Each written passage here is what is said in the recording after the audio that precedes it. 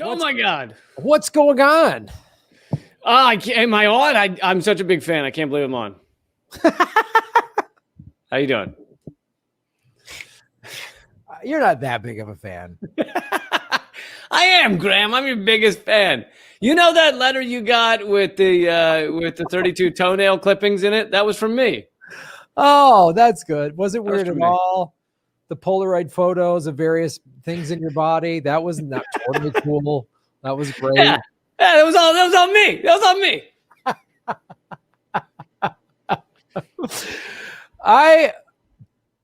I very much appreciate my audience, as I'm sure you do, but you can always tell every once in a while somebody just shows up and it's like, you're the most amazing. And they show up on all the platforms, all the live chats. And I'm always like, I always just start my stopwatch. What is it? 3 months, 6 months before they lose their shit? What's it going to take? How long? When's the clock going to tick when they're just going to go bananas?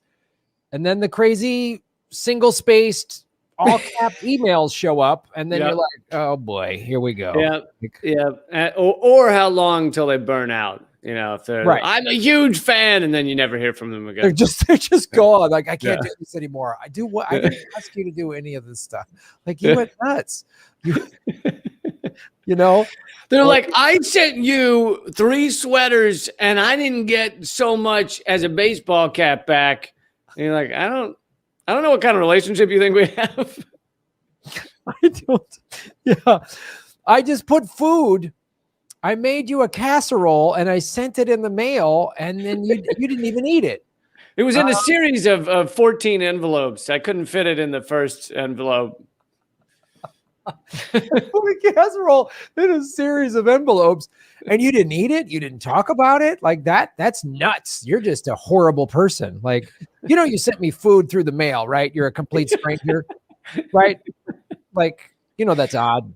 Like, you're like I ate it, sure, but I didn't feel good afterwards. I'll be honest. Of course I ate it. I'm a single guy living alone. I'm going to eat it. You put food in front of me, I'm going to eat it. But I'm not. It's not going to be that big of a deal. Like, yeah. I ate it. You just don't get a thank you. I mean, Jesus.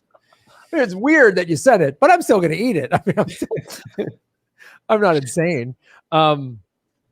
Ladies and gentlemen, welcome to Government Secrets with Lee Cap, episode 34. Crazy fan intro. Approximately 31 episodes than we thought it would go. Pretty exciting. Don't think we'll see 40. How was your move?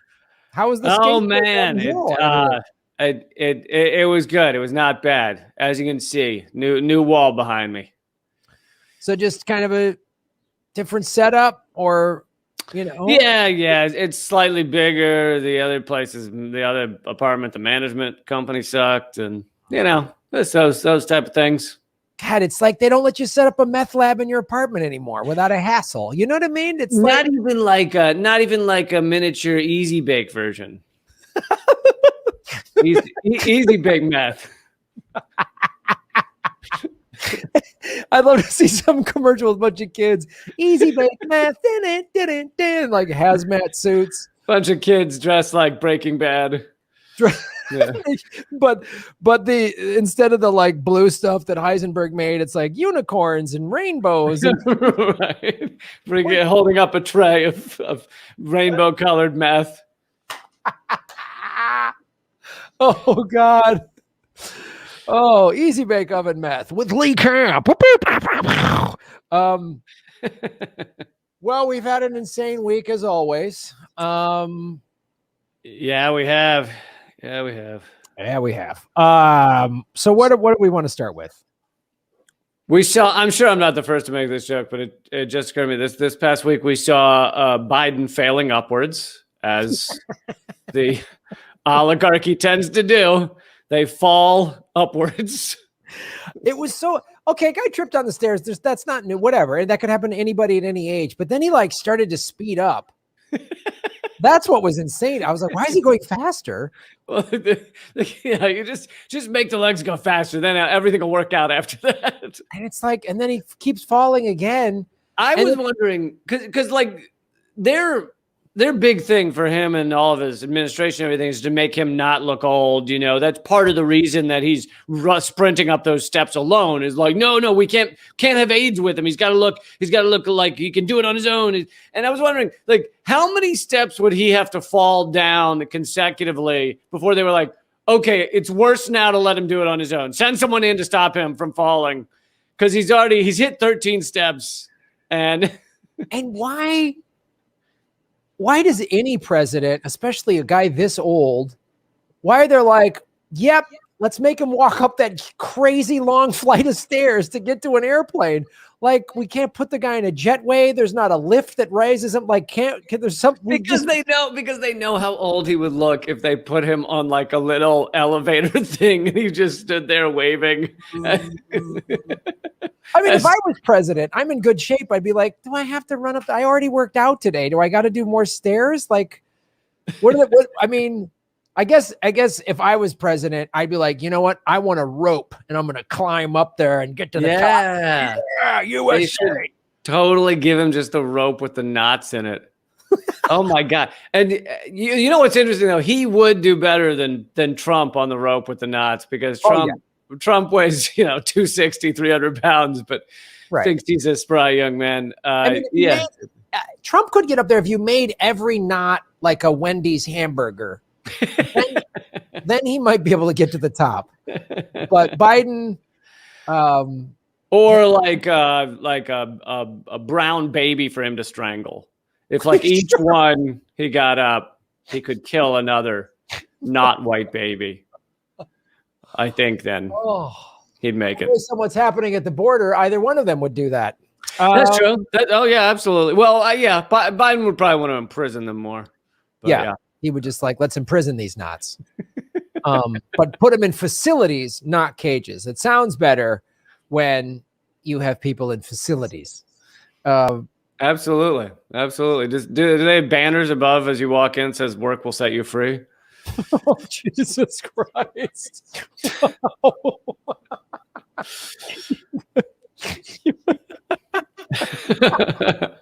I mean, seriously. Right. And but China is committing human rights violations. Oh my God. I can't. Andrea Mitchell today, Jesus, she put something on. I got to read that. I'm sorry. This just makes me so irate because it's like, this is. Yeah, she's the worst. She's the worst. Andrea Mitchell put, the big difference between the United States and China at the end of the day is that China can't face criticism without jailing its critics or silencing them, and in some cases, even killing them. Yeah. Julian Assange, Andrea? Oh, that's right. You never mention him, or you think he's a criminal or whatever. Julian Assange, Stephen Donziger, Mumia Abu-Jamal, Leonard Peltier. You want to just go down the list? Yeah. I mean, any of them. Gary Webb. Oh, wait, no, I'm sorry. He committed suicide when he shot himself in the head twice. I'm sorry. We shouldn't put him on the list. Listen, once you get going shooting yourself in the head, you want to just see it through several shots, Absolutely. The United States, built into our Constitution, faces our challenges, overcomes them, and works towards becoming a more perfect union. Oh, my God. Okay, where do we begin on how ridiculous this is? First of all, this and this is the corporate media. I'm sorry. What happened in Atlanta is awful, and hate crimes towards Asians have been on the rise since the coronavirus. But our government, and not just Trump, the Democrats now too, keep talking tough on China. That actually helps fuel. It's not just but it's not just tough on China. It is full on propaganda bullshit against China. I'm not saying everything China does is perfect, but it's like, there is not a fucking genocide going on. And you're diluting the term genocide by claiming there is. I mean, you look into the garbage they're quoting as a genocide. It's one dude. It's this one maniac, an evangelical anti-Semite German named Adrian Zenz, who makes up numbers and says it's a genocide and says God has told him that he's on a pursuit to stop communism in China or something like that. He's fucking crazy. And you have everybody from these clowns to our politicians to Democrats, Republicans, Democracy Now, all quoting him as if you should ever listen to the word the idiot says. Oh, and first of all, and everyone goes, well, China's done this and this bad. I'm always like, I'm sorry. Did they kill 85,000 children in Yemen? No. Are they bombing whatever we're at? How many? 5, 6, 7 countries? Who knows how many countries they're bombing right now? Kill a million in Iraq. Yeah. Did they kill 1 million in Iraq? Did they contaminate the water in Flint and 1,000 other cities? Did Chinese pipelines break in America? Was it Chinese soldiers that were shooting cold water at water protectors at Dakota? Do they imprison over 2 million of their own citizens per capita? No. We have more prisoners and more prisoners per capita. And I'm sorry, the media, of course, the corporate media, which spews all this anti-China propaganda.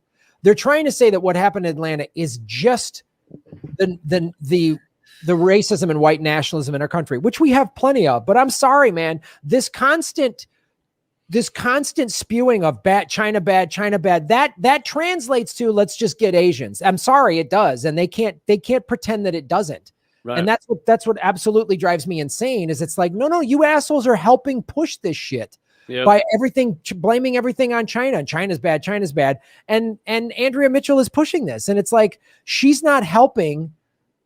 Like, and I see these people like stop Asian hate, but by the way, China's awful. Like, come on. And we're going to get into it. I have a government secret we're going to get into, but the history of just Asian in general attitudes in this country has been going on for over 100 years. Hollywood has been doing it since its inception. So yeah, we have a long, rich history of anti-Asian garbage in this country, and to act like that, this Asian hatred popped up yesterday because Trump said some racist things is a complete rewriting of history. It's insane. It's just like, I'm sorry. Was it Trump that did Japanese internment camps? No. He was pretty young, but yeah, it was him. Oh, and he came up with the term "gook" during the Vietnam War and put that in all these Vietnam movies. Come on, really? I don't want to hear it, man. Like, it's just like this. And he also, even though he it wasn't in the military, he's also the one that obliterated a third of North Korea's population in the Korean War. Yeah, I'm pretty sure he didn't drop the bombs at Hiroshima and Nagasaki. But maybe we can pin it on him or blame China for that. I don't know. It's just insane. Yeah, it's insane to see this hypocrisy and people don't make the connections. It's unreal. Yeah. All right, buddy. 224 people watching? Hit the like button, ladies and gentlemen. Share this on your social media. If you're listening on iTunes or Spotify, positive reviews, download, all those clicky analytic things help. Yeah. Well, since yours is, mine's not related to the anti-Asian hatred. So if yours is, let's go with that first. All right. Government secret segment number 1. So I wanted to talk about going back to the history. Obviously, to show many things. One, what happened in Atlanta is awful. Trump didn't help that, his rhetoric and his saying the China virus, but this has been going on for well over 100 years. And as we just pointed out, both political parties have spewed this China crap recently. So even during the debates with Biden and Trump and all this other stuff. So I wanted to talk about what happened in the building of the Transcontinental Railroad. In the East, there was a lot of Irish and Mormons used to help build the eastern part. And in the West, it was Chinese. And they were completely mistreated by capitalists who were also, they took their capitalism and said, we're going to mistreat, we like mistreating workers, but if they're minorities, then we're going to really mistreat them. That's right. It's even easier because you can tell the white workers like, oh, well, the Chinese workers are less than human. So they're below you. So let's bring this up. Forgotten by society how Chinese migrants built the transcontinental railroad. So I want to go into this. They just celebrated the 150 year, when this was a couple years ago. From 1863 and 1869, roughly 15,000 to 20,000. I've researched several. It's in the neighborhood closer to 20,000. Chinese workers helped build the transcontinental railroad. They were paid less than American workers and lived in tents while white workers were given accommodation in train cars. So great system already. Chinese workers made up most of the workforce between roughly 700 miles of train tracks between Sacramento, California, and Utah during the 19th century. More than 2.5 million Chinese citizens left their country and were hired in 1864 after a labor shortage threatened the railroad's competition. And, you know, maybe people kind of know this, but I imagine some aren't really thinking about it, that these railroads were going through just, you know, hundreds of miles of just nothing. So it's not like there was like towns every 4 feet or anything. So it was fucking brutal, man. I mean, imagine you're going through just like the Wild West wilderness and you're trying to lay down a flat railroad with nothing there. Nothing. I mean, that's part of it. And this story goes into it. And I was doing some other research. I mean, like, so what you're talking about, they had to like dynamite through mountains. Yeah. They had to excavate stuff, and thousands were, like hundreds, if not thousands, were just died. They just like got killed. The thing collapsed, or the dynamite blew up wrong, or right. And they died, and we're just like, all right, we'll go get some more workers. You know, like OSHA wasn't jumping in to make sure work conditions were all right. You know. I know. And there weren't any real unions at the time, which is why when people are like, oh, we don't want unions, I'm like, unions are not perfect. They're only as good as their leadership. However, they are the only way that workers have any power at all. And without them, the management can just blow you up, or I don't know, make you work in an Amazon warehouse during a pandemic and not pay you anything extra. You know, just stuff like that. Right. So the Chinese workers, as the article indicates, paid less, were put in worse conditions.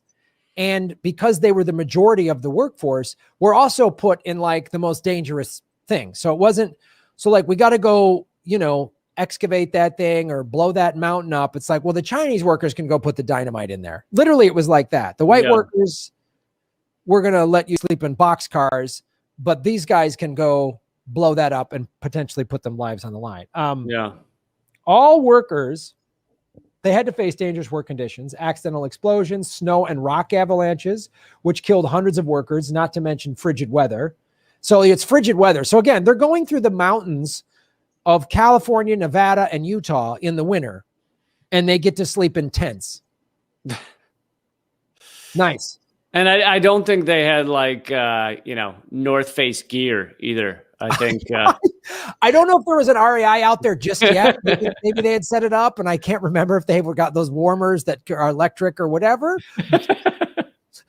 But I don't know that they had solar charging out there that they could use. Yeah. So all the workers on the railroad were listed as other, which is just shows you how the capitalists have always viewed labor. So it's like, the Irish and the Mormons were other, so they weren't as valuable. But even below that, the Chinese were less than the less than human other category. Their group was called sub-other. Sub-other. They were sub-other. Okay, cool. And so this is mainly talking about. This is from an exhibition celebrating this. But the railroad company provided root and board for white workers, but Chinese workers had to find their own meals. So what the fuck? Like, yeah, you know, the 7-Eleven. So again, all they got to do is go to an REI, or as you said, a 7-Eleven, and they're fine. I don't know what all the complaining's going on. So just I mean, sure, they had to live off, week-old taquitos that roll around on the little roller pins, but still, it's we call taquitos. Yes. And the taquitos of the late 1800s actually were pretty good. Well, and the 7-Eleven out in the middle of the Rocky Mountains didn't have a lot of people coming through, so that taquito could sit there for weeks. Weeks. Yeah.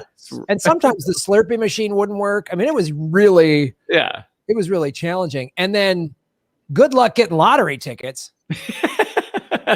Like they're just not going to make it up to that hill. The lottery was, will I blow up today? Will I be blown up today? That's the lottery. Like this is how sadistic these companies are.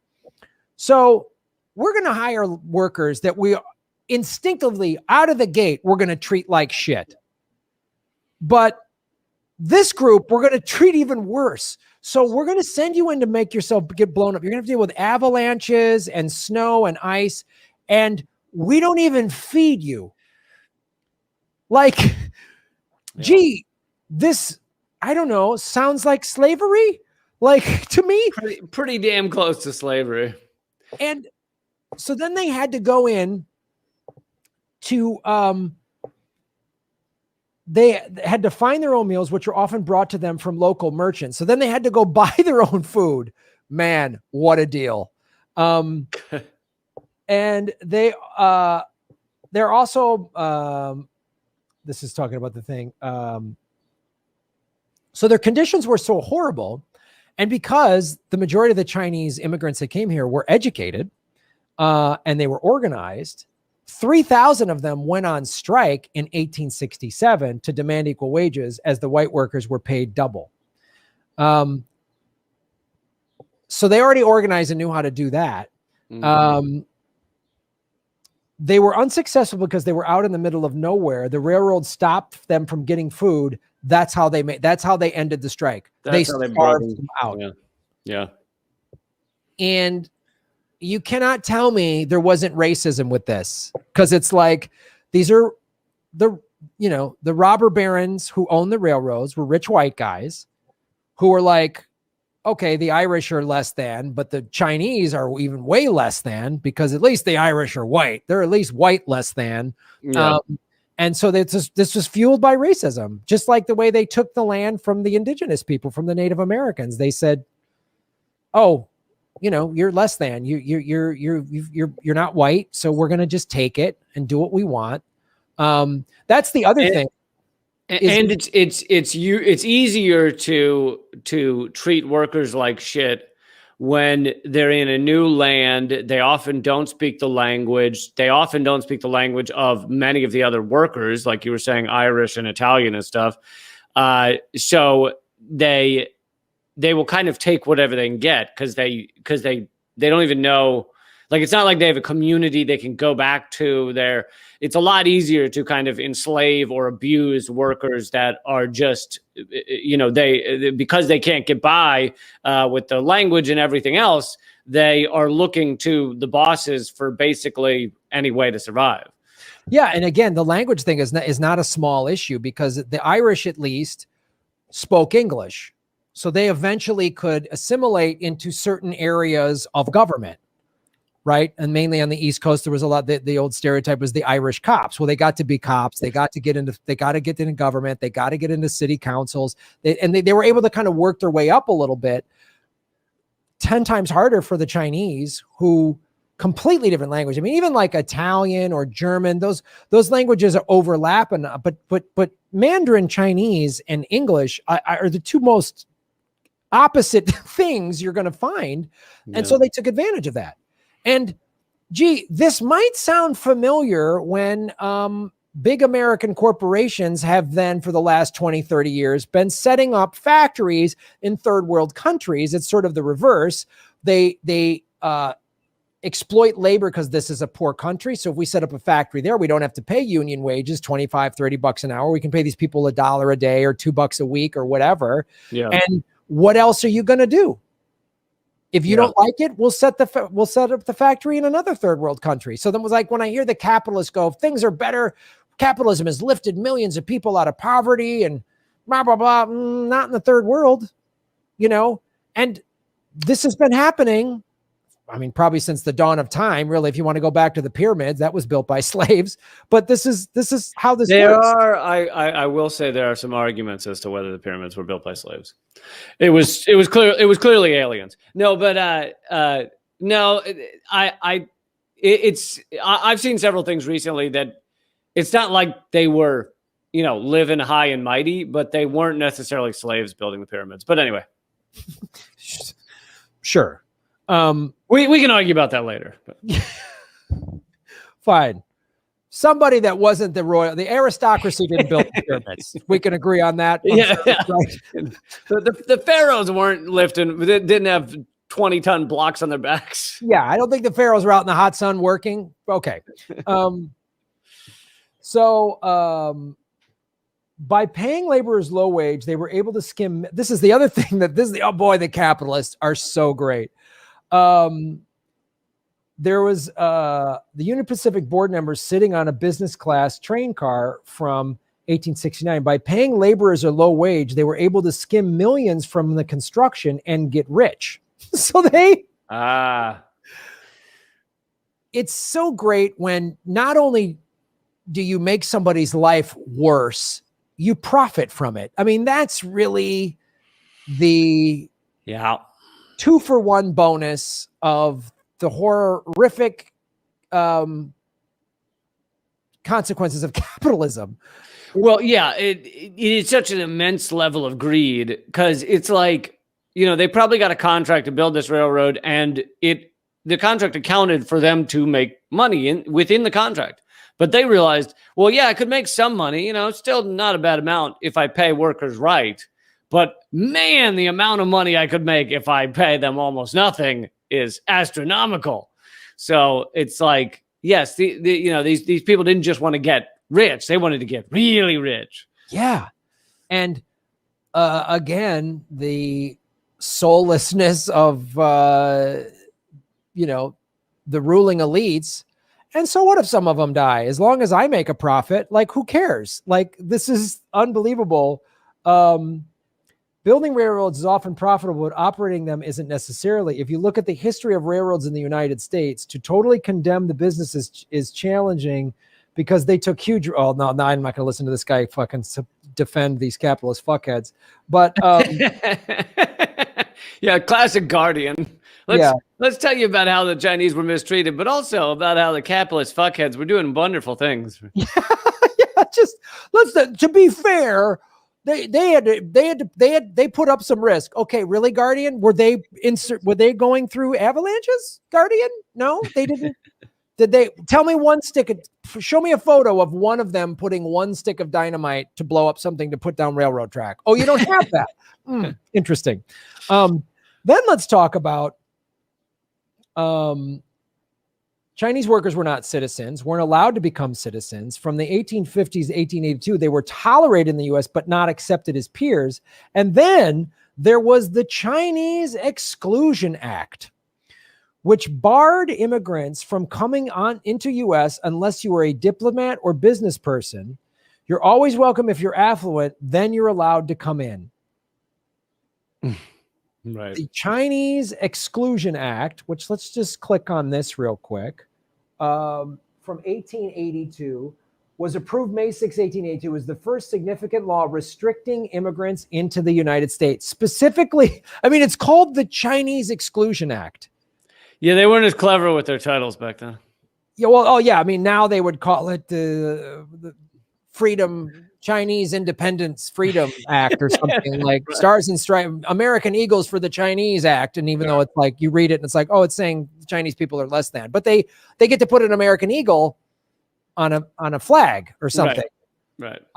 So that's the history. So literally the Chinese Exclusion Act. So that, and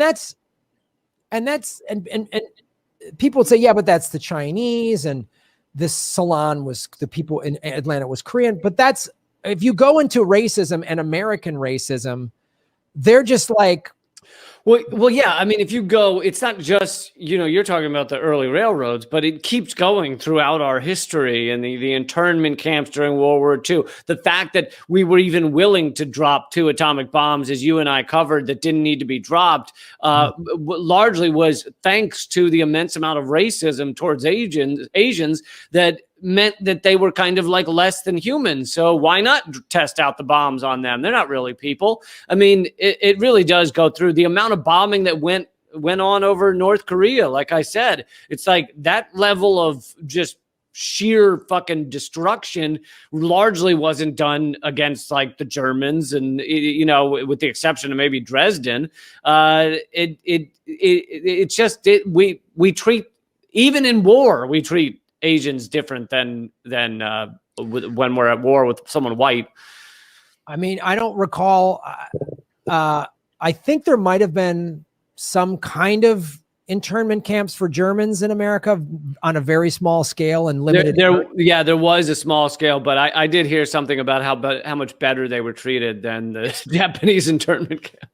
Where Italians weren't put into internment camps. We were at war with Mussolini. I mean, how come they weren't put into a term? Why didn't we take their land? And largely, we discussed this during the atomic bombs of Japan episode that was, I don't know, maybe a month or so ago, but we talked about how a lot of the Japanese internment camps on the West Coast were designed for land grabs.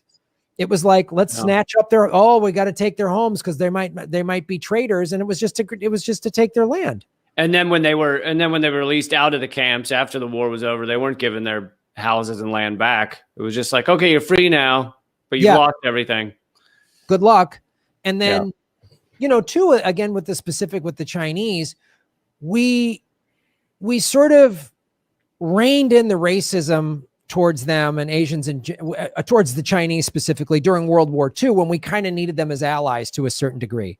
Right. And we painted them as allies, as we did Russia. Russia was our ally in World War II. And then, as Malcolm X pointed out, the minute that World War II was over, suddenly Russia and China are our enemies again. And look, it's going back to Andrea Mitchell's ridiculous quote. If China bought our weapons and gave us oil, then they could chop up an American journalist like the Saudis do. And the most they get is a stern talking to from Uncle Joe. I mean, it's in the history of this, as we discussed. So it goes from the Chinese Excursion Act in 1882. And then again, and this happened even in World War II propaganda of showing the sort of racist, like bucktooth, less than human. And then they did that in Vietnam. And they were, and if you watch even movies that I've, are even movies like Apocalypse Now or Deer Hunter or Full Metal Jacket, which have really strong anti-war messages in them, they still mostly depict the Vietnamese as just, they're never full characters. They're just like the pajama terrorists, or the women are only depicted as prostitutes or whatever. And we never meet them, talk to them. We never hear their point of view. And that's, again, to talk about how Hollywood has pushed this narrative since its inception. There's few movies that have ever been made that showed that humanized them. Well, yeah, and I was trying to think, and I was like, well, I guess Good Morning Vietnam did kind of, it definitely had, Asian Vietnamese characters, and it humanizes them and you get to know them. But it also, at the same time, gives you basically a view on at least some American soldiers as really good people trying to do good over there.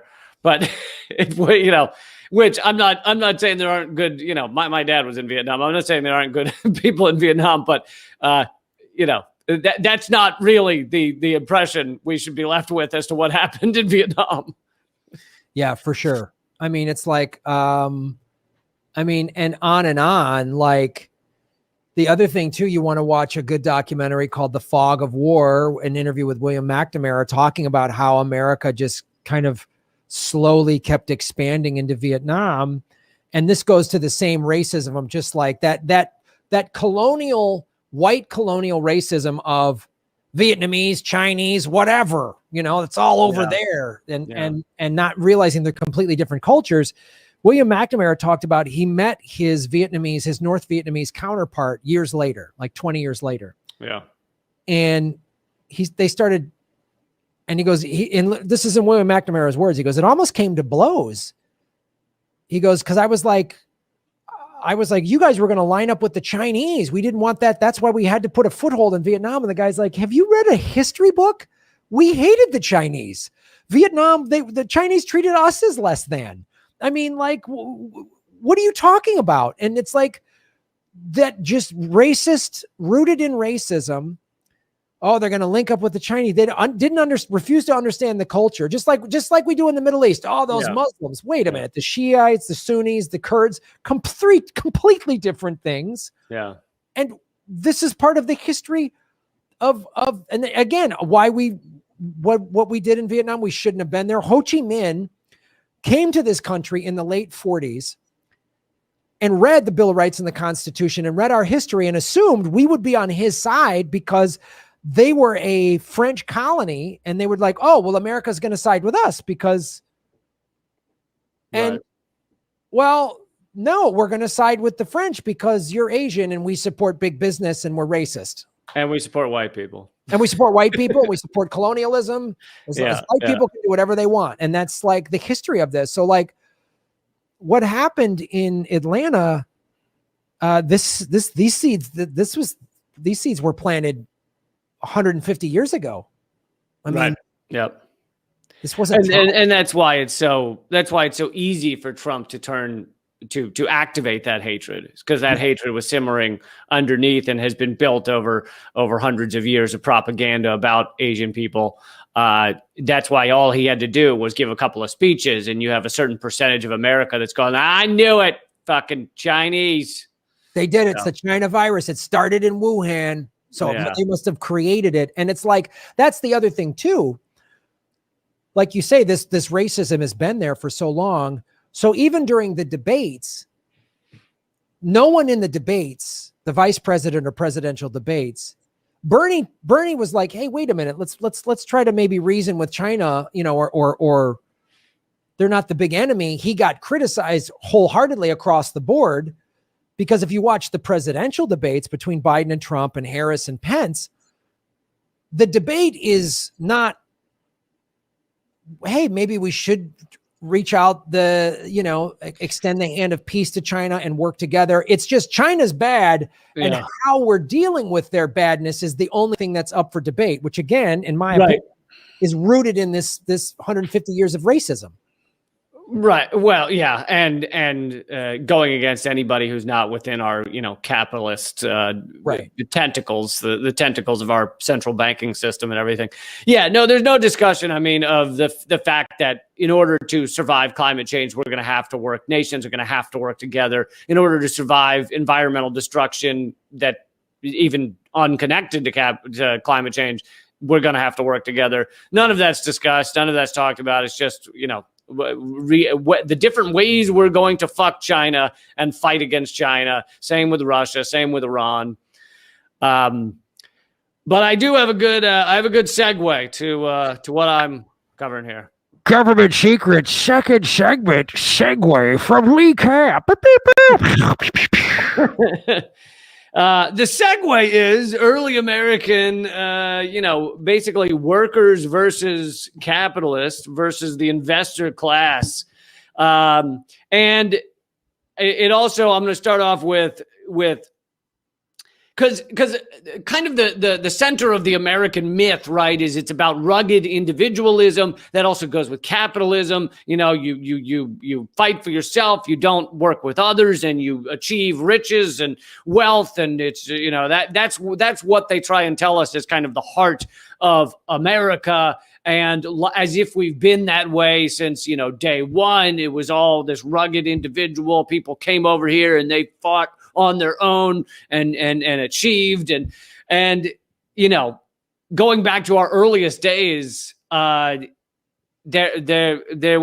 are just so many examples of communalism, cooperation. Like that was the heart of it. in those early days. And in fact, that kind of view of things had to be like destroyed and destructed in order to allow for the kind of free market, destroy your neighbor because he's taking your wealth kind of attitude. So if I understand correctly, you're saying in the early days of America, people were just pussies, right? Just helping each other out like a bunch of dumb hippies. Yeah, exactly. Yeah. It was early pussification of America. Yeah. Well, thank God we got rid of that. That's what we need. Fighting with each other, stealing. Yeah. Sticking it to your neighbor. Now we're talking America. Now we're talking. Atta boy. So this is coming from the book For All the People. This great historical analysis. It's all heavily sourced and everything. But so they start off with like Native American cooperation before the white settlers got here.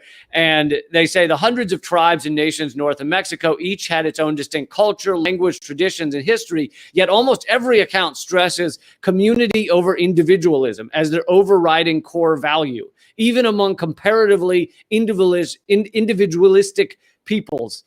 Culture patterns of economic cooperation were clearly ingrained in the fabric of every tribe. And so it's like the Native Americans needed to be crushed by our system and genocided, not just because we were taking all the land and they refused to be good slaves. They refused to be captured and made to work for us, but also because I think their system showed like that you could work in a cooperative unit, and it was incredibly, sustainable and good and just. And so I think that's yet another reason that it worked with our system to, get rid of the Native Americans. But he goes on to talk about how groups of extended families were organized into larger cooperative units, clans, and bands. The collection of these family groups, the concept of individual private property in land or natural resources was unknown. Tools were commonly shared within the communal group.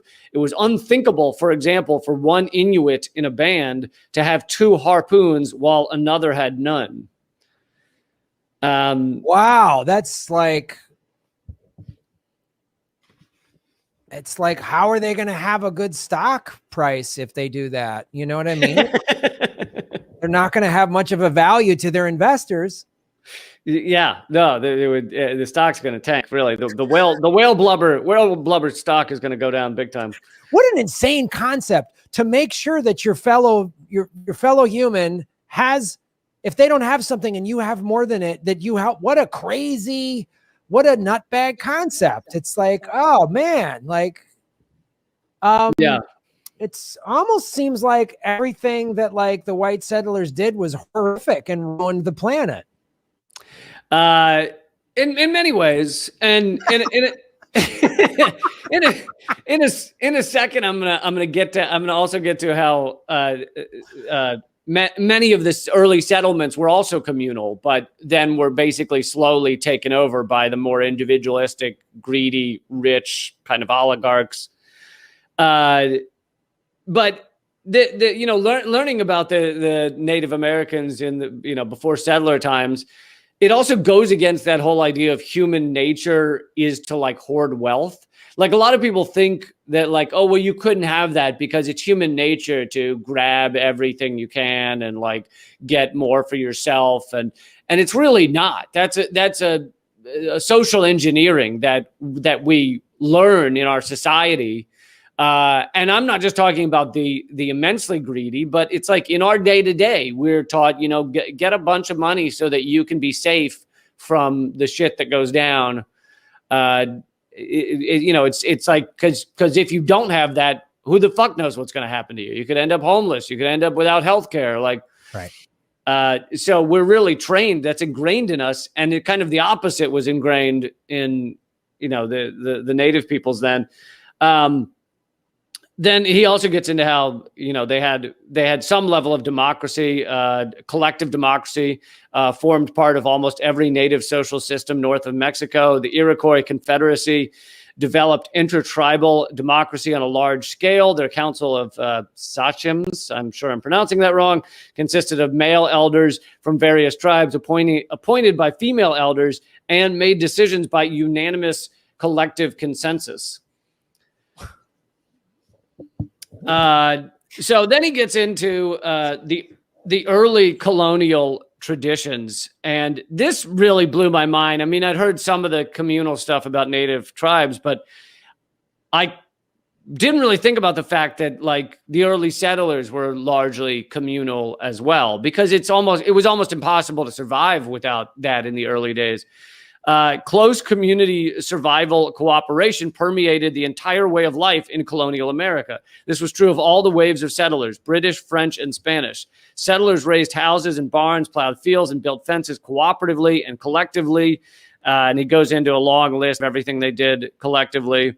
It served as social structures and gatherings that welded together the fabric of the working community of settlers in the same way that similar gatherings did among native peoples.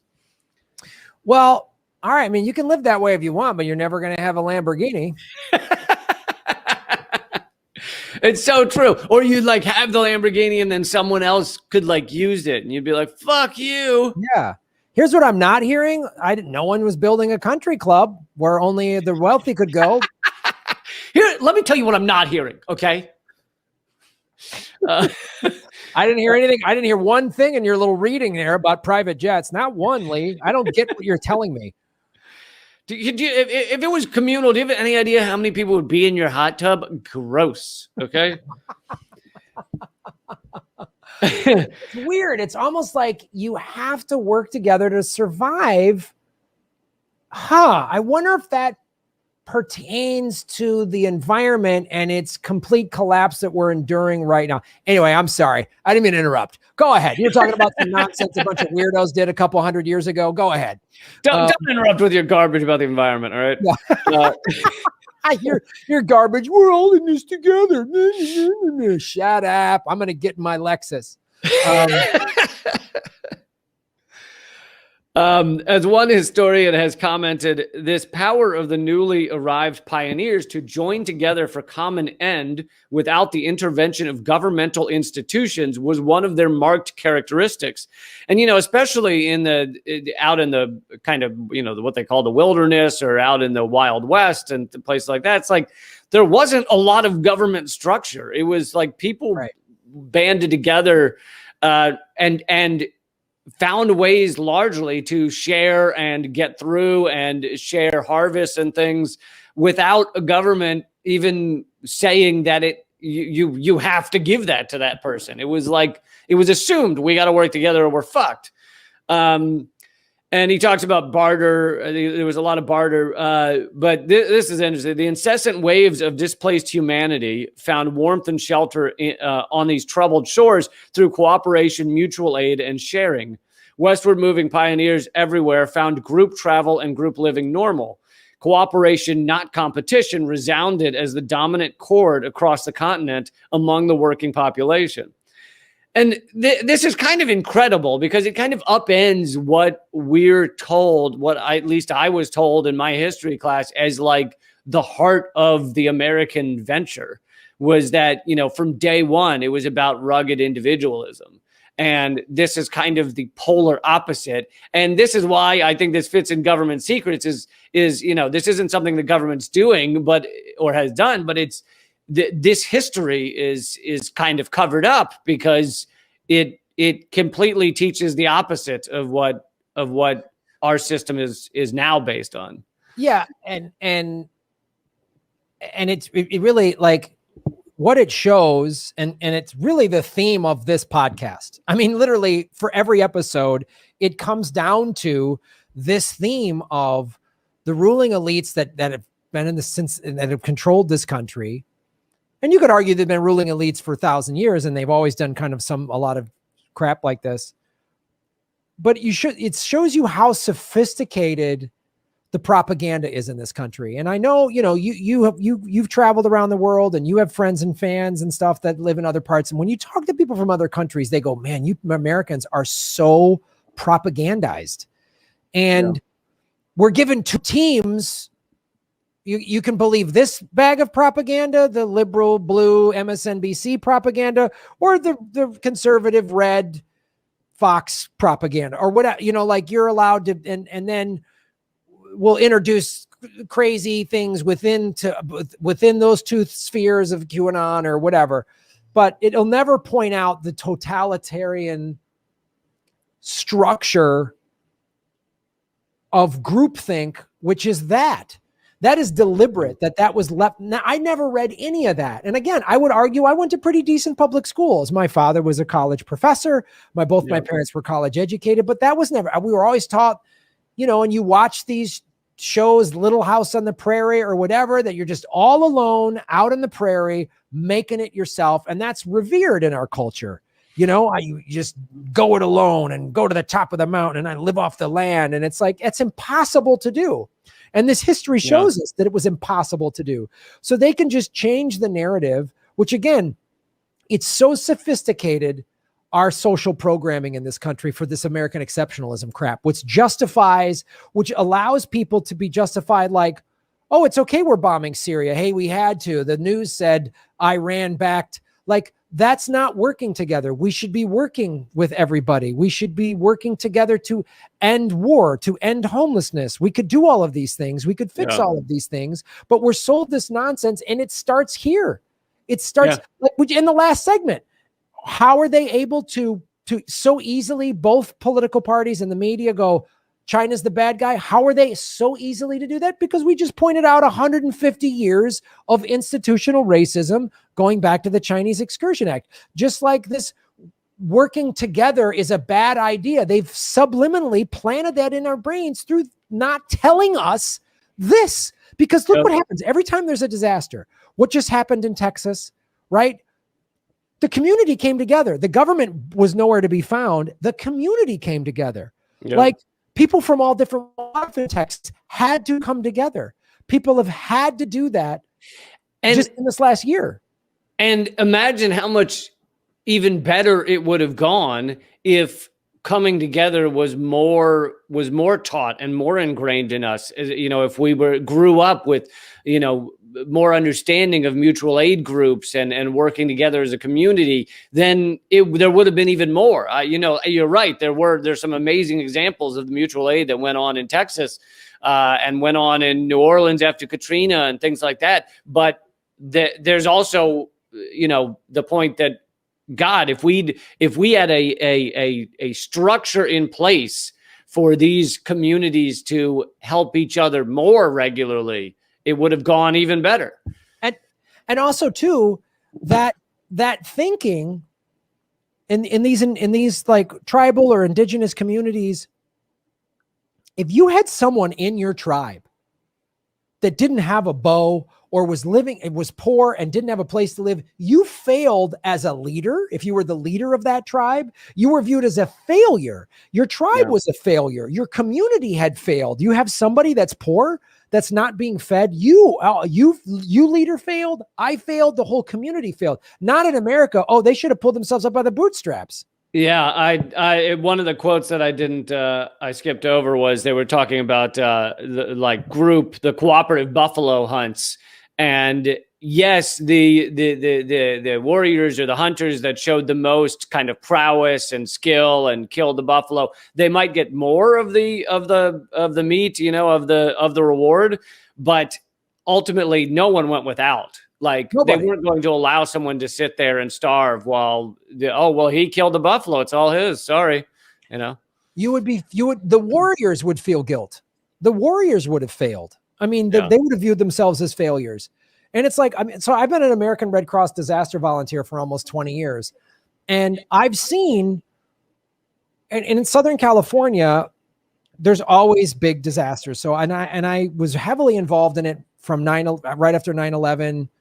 And I've been to shelters, and I've seen when a big disaster happens and people have been evacuated and there's a shelter, the community comes out. It's unbelievable. The community shows up, and you see other agencies and mutual aid and churches and different faiths, and everyone's like, but then you always see a handful of opportunists, like these contractor guys They're parasites. They listen on the scanners. So this one of the major things that Red Cross responds to is single family fires. And when you show up there, somebody's home has been burned to the ground.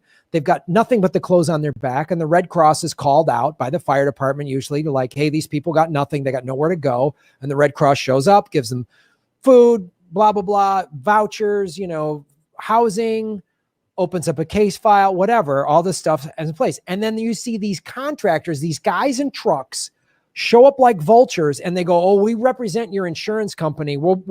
They're just trying to get the contract to rebuild the house that got burnt down. Wow. And they go to people deliberately who are like, I've lost everything. I got, and a lot of times it's like low income families who, had $1,000 under their mattress. Literally that was their savings account. Right. That's gone. And these guys show up and say, I represent your insurance company, and they're parasites. And like, I saw it firsthand. I saw these people like helping out their neighbors, complete strangers helping out, people just showing up with food, with whatever. The whole community comes out. And then you see these guys like, hey man, I got to make my money somehow. And it's like, yeah. And on top of that, a great book to read about this is Scott Crow's, I think it's called Black Flags and Windmills, but he went down to New Orleans and helped create one of the most successful mutual aid, facilities or spots in New Orleans after Katrina. And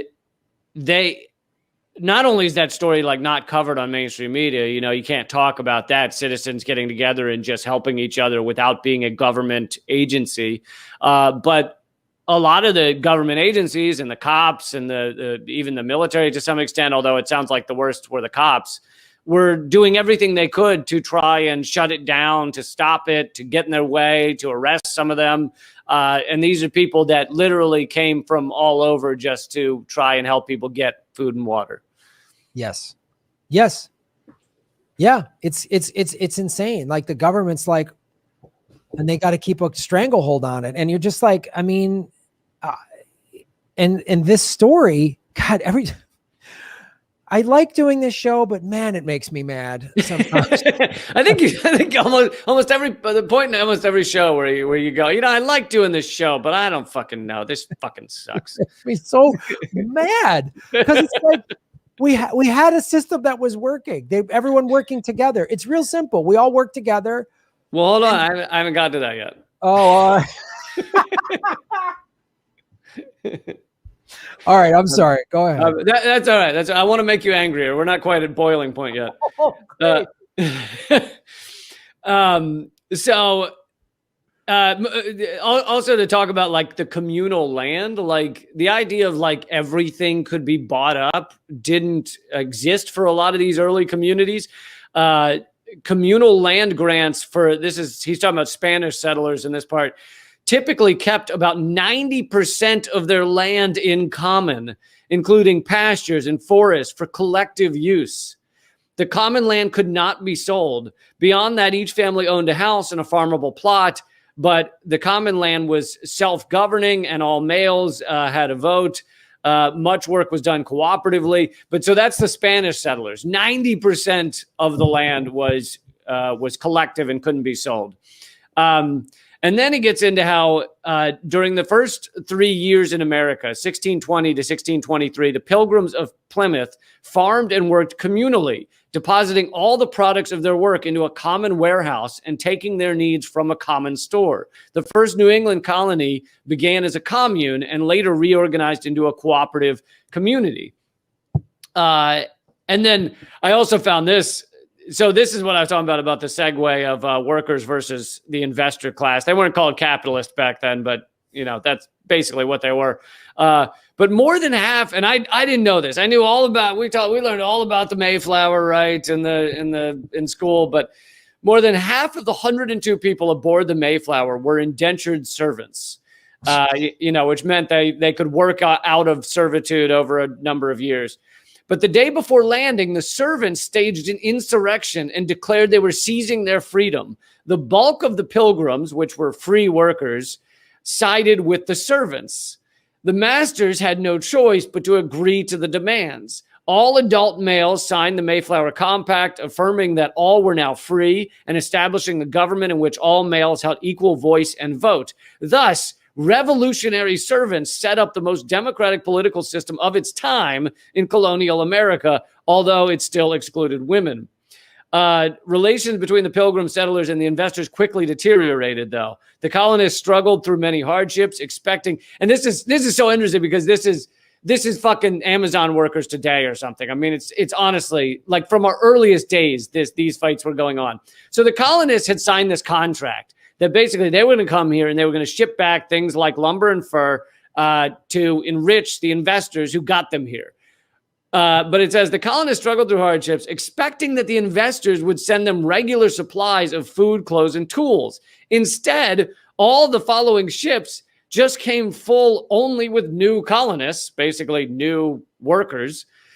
And the settlers were left to fend for themselves for survival while sending the returning ships back to England with furs, lumber, and saltfish to be sold by the investors. So the investors were fucking them from like day one.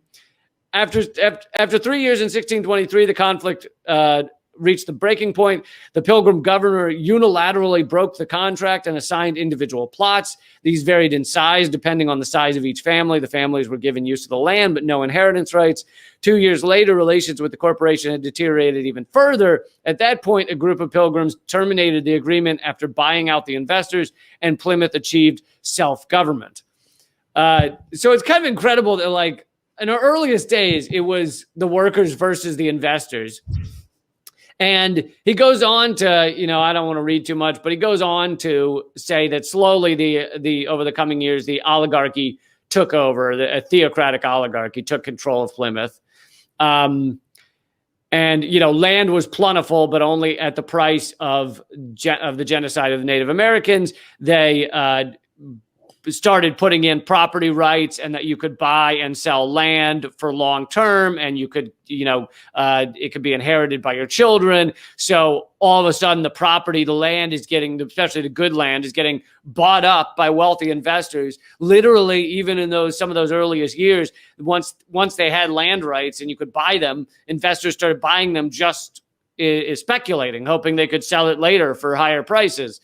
So they were already like market forces were already destroying the communal system, the cooperative system, even pretty early on. And so you had a lot of farmers who couldn't afford land or whatever. They would get pushed farther and farther out into like the frontier and the wilderness. Small farmers commonly organized squatters associations to fight off the land speculators who were wreaking havoc in the rural communities.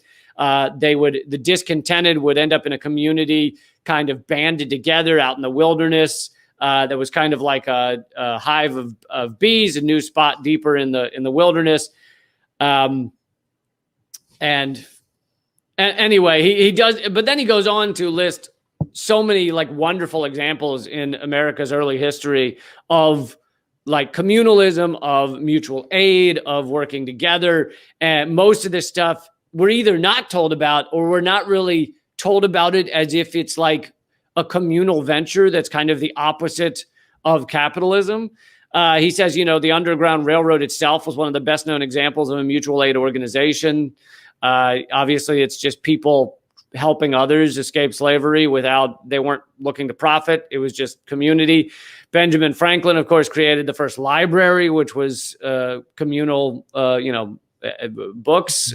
And then he went on to help create the earliest cooperative firefighter company, right?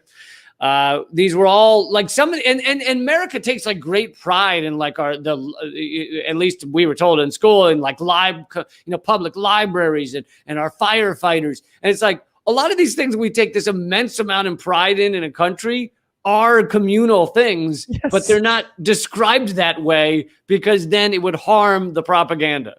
Yeah. I mean, it's like they're communal, which is really what socialism is. So when everyone's like, socialism is so evil, I'm always like, well, the fire department is socialist, and so is the police department and schools and roads and all that other stuff. And they're like, military.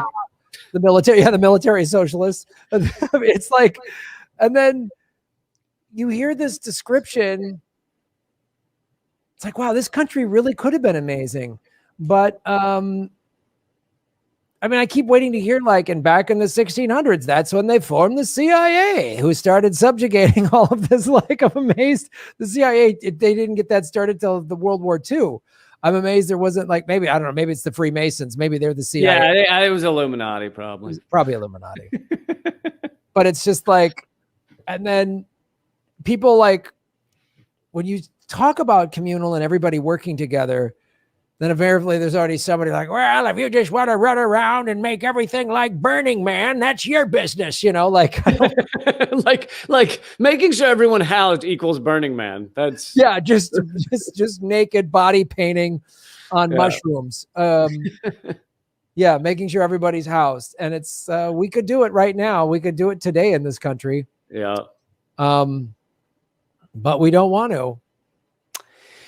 No, we don't. There are, by the way, I did a segment on Redacted Tonight recently. There are, especially during this pandemic, many groups across the country that are taking back homes for the homeless, basically houses that are technically owned by the bank or something, but there's no one in them. They're vacated homes. And, one of the big ones is in Philadelphia. They've taken back, reclaimed something like 30 houses, and they fight it in the courts when the bank tries to take them back. The Poor People's Army, I believe, is what they're called, with Sherry Honkala is doing a lot of it.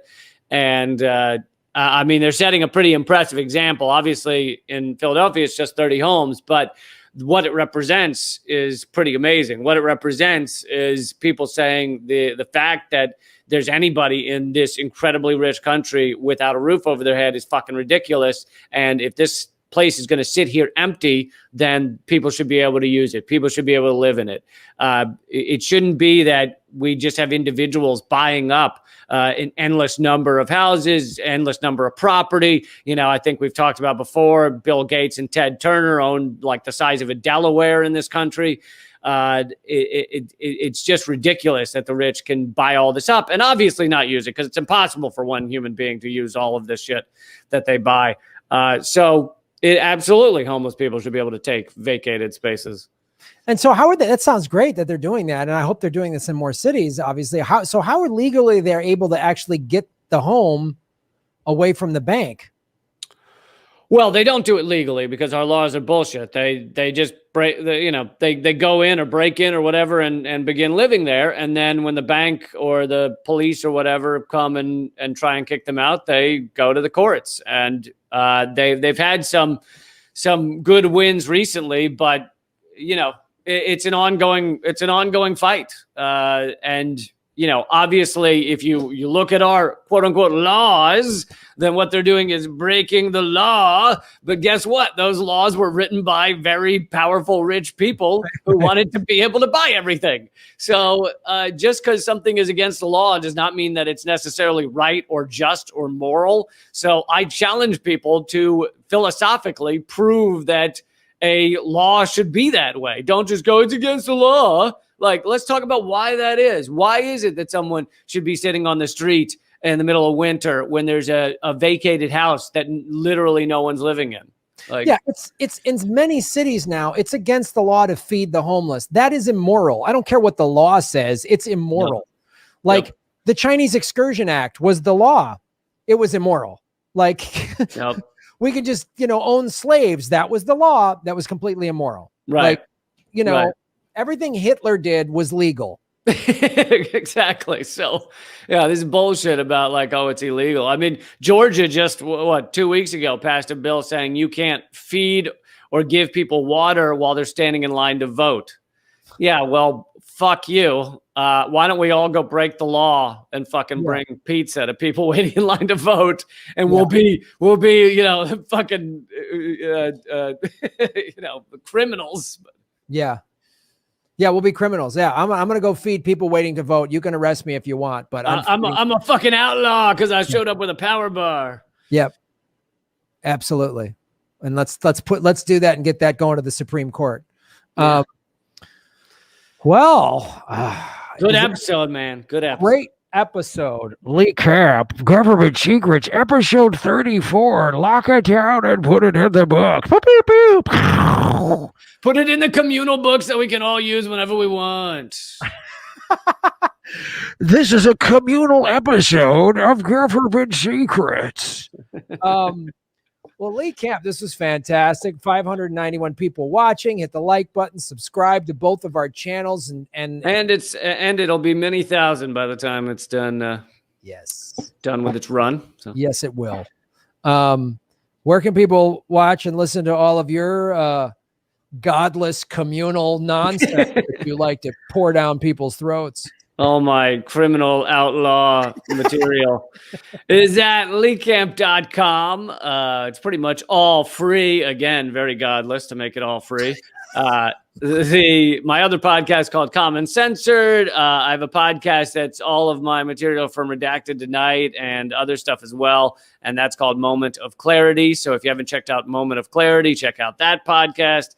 And it's all at leecamp.com. I'm on Rockfin and YouTube as well. So check that out. Right on, folks. Well, you can, if you're watching this on either one of our channels, make sure you subscribe to the other guy's channel. And then if you're listening to this on iTunes, Government Secrets or whatever, 5-star reviews, positive comments, sharing it, all that stuff helps. All those analytics help. Because I don't know, maybe when things open up and we're back on the road, maybe there's a couple of live Government Secrets. I don't know, buddy. I could see it happening. It'll be a lot of fun. So all my stuff's at GrahamElwood.com. You can watch my show, Political Vigilante. We'd go on a Nissan Leaf tour of the country. Yes, the Leaf Tour, Nissan Leaf Tour. Charging across America, except where it's outlawed. Charging across America, looking for the next charging station. That's the name of the tour. Looking for the next charging station. Is there a charging station outside of your venue? Well, then we're going to do a show there. If there is, I don't know what to say. And yeah, you can watch Political Vigilante on YouTube and also rockfin.com/Graham Elwood, which is a blockchain cryptocurrency platform. Lee is on there. It's the future. I've still been demonetized by YouTube, which is bullshit. Also, my Political Vigilante merch is now available. It's on demand. So just go to GrahamElwood.com. You can get the PV logo. You can get Make Gotham Great Again on a myriad of products. So support what I'm doing there. And I think that's it. Right? All right, man. Yeah, that's it. Keep fighting, and I'll see you next week. You got it, buddy.